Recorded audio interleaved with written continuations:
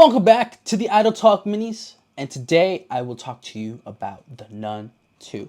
Now, it's directed by, let me look up that guy's name because I think Nun 2 director, real quick. He directed Michael Chavez, that's his name. He's directed a bunch of movies in the Conjuring verse. I think he has the most films by a single director in that universe. And I think his worst one was La Llorona, The Curse of La Llorona. And the Nun 2 not only is an improvement on the Nun 1, but it is an improvement on the directing abilities of Michael Chavez. Now let me explain to you Nun 1 before we get into it.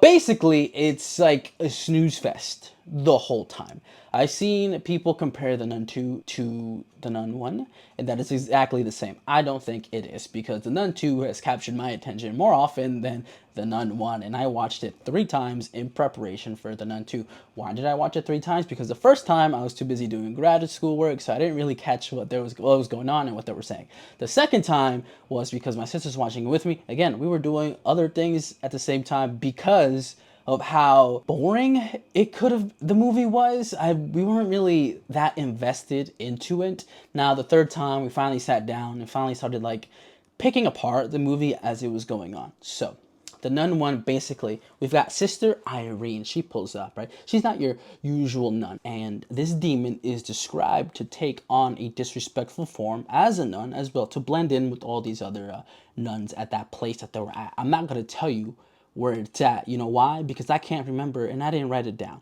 But nevertheless, all the nuns are dead, and she and another priest have to go in and basically like Batman and Robin this demon back to hell. Now, they meet a guy named Frenchie. So he is going to be a pivotal character in this because there's an opportunity at the end for Frenchie to save himself, and he doesn't do that. He goes back to save Sister Irene. And I skipped a lot from the first point when we met that guy all the way to the very end, because that's the end of the movie. Everything in between, I don't really think is that important besides laying some little sprinkles if you're really paying attention and you really remember that going into the Nun 2. But nevertheless, that's why I don't think the Nun 1 is that great of a movie. It still fits in the Conjuring universe and it serves as a stepping stone, because in one of the other Conjurings, I can't remember which one, but the guy is doing an exorcism on Frenchie, our boy. And what does that tell you?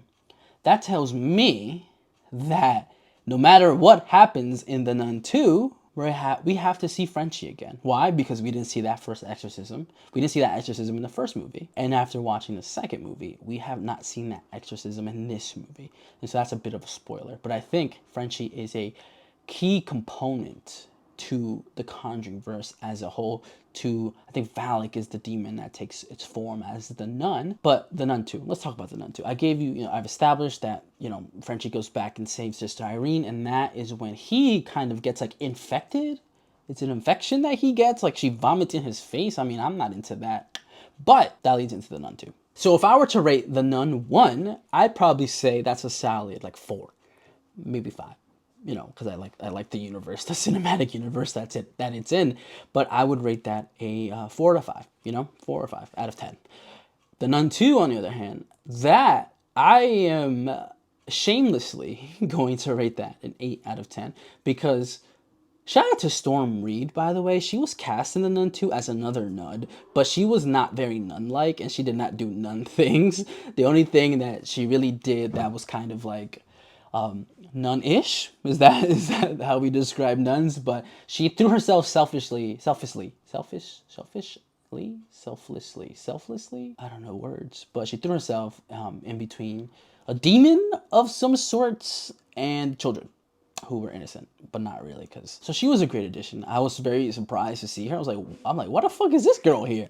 But ultimately, her character throughout the movie, I quite enjoyed. It kind of grew on me as I was first shocked to see her, and then I was like, okay, I hope I see her again in another movie. But then again, I don't hope I see her again in another movie, because why does her character have to suffer in that way? I will say the criticism of the Nun 2 basically being a carbon copy of the Nun 1 is wrong, but I can see why. Basically, Sister Irene teams up with another religious person. So it's again Storm Reed's character, right? She's also a nun, but instead of teaming up with the pastor, she teams up with a nun, another nun. But she was supposed to go by herself, but she hopped on the train and went with her. Anyway, shout out to her.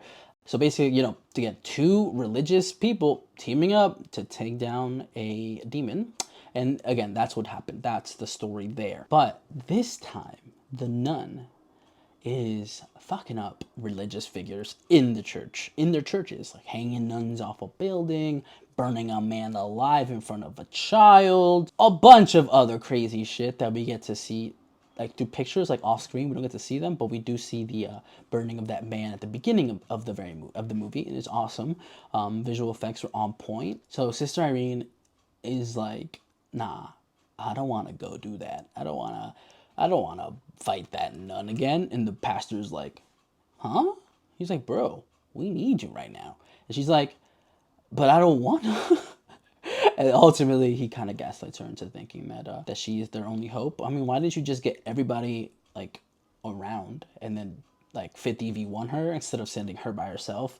Luckily, Storm Reed's character goes along for the journey, and they learn that the reason why the nun is traveling the way she has been throughout this continent was because of our boy Frenchie, who ends up at a boarding school for girls, and he's having this like little thing with the teacher, one of the teachers. He's like, yo, I'm feeling you, your daughter approves of me, and you're feeling me back. I'm like, is this the vibes? Are these the vibes? Am I picking up on the vibes, the correct vibes? But unfortunately, ladies and gentlemen, because he went to save Sister Irene at the end of the last movie, they had a moment. They had a little cute moment where you think, oh, these kids are going to get together.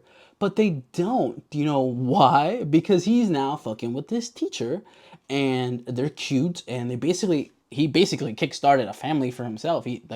She already has a daughter, so he just swoops in and is a father. Everything's all happy and good. But then the reason why Sister Irene pulls up is because the main woman, like in charge of this boarding school, dies, and the parents are coming to pick up their kids from the boarding school, and so it's that night after most of the kids have gotten picked up, where a few girls are left in their room. Parents probably gonna come the next day.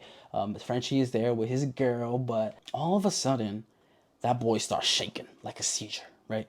He starts falling down, and she notices, like, yo, you got something under your skin in your neck. This crazy scene happens. Like, they all get scared. They're all running away. They're running out the door, like, don't even bother warning the children who are upstairs sleeping. She's like, I'm out of here. And then they run into Sister Irene, and Irene has been having visions this whole time. This whole time, she's been like, bro, you're the problem. You're actually you're the reason why this is happening. And he's like, what?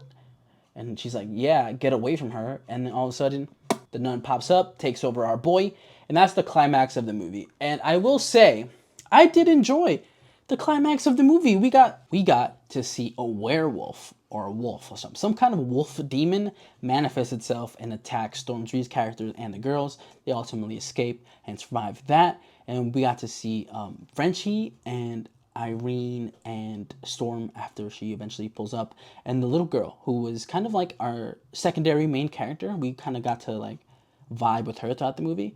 She had to like battle Frenchie and save his soul, pretty much. Ultimately, the day is saved after they beat the nun in like a little like wine cellar area.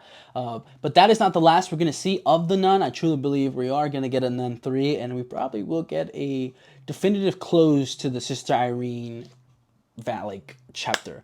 I think there's only one way to kind of go with that. I think ultimately Sister Irene just has to lose one of these times, not survive, even though she has a God-given ability to kind of do things better than most priests could, even though she's not a priest, even though she doesn't get credited as one or as an exorcist or anything like that. Ultimately, I will go on Letterboxd right now. We'll do this live, not live, but live.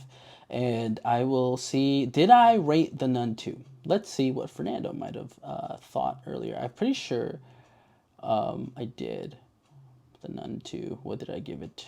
I gave The Nun 2 3.5 stars. And after a few weeks of, I guess already, so after giving The Nun 2 3.5 stars on Letterboxd, after a few weeks, I still agree with my previous self. I just do believe that Storm Reed's character was a weird but great addition to this cast. And ultimately, I don't know where we're gonna head with story wise, but I am excited for the Conjuring verse to expand its reach on the horror genre. But that was today's Idle Talk Mini, and I hope you liked it. I hope you go watch The Nun too. I don't think it's in theaters anymore now that I said that sentence out of my mouth, but when it comes to streaming, watch it. I think Michael Chavez, shout out to that guy. He did a better job than he did on La Llorona. But yeah, those are my thoughts. I hope you guys enjoyed, and we will see you on the next one. Peace.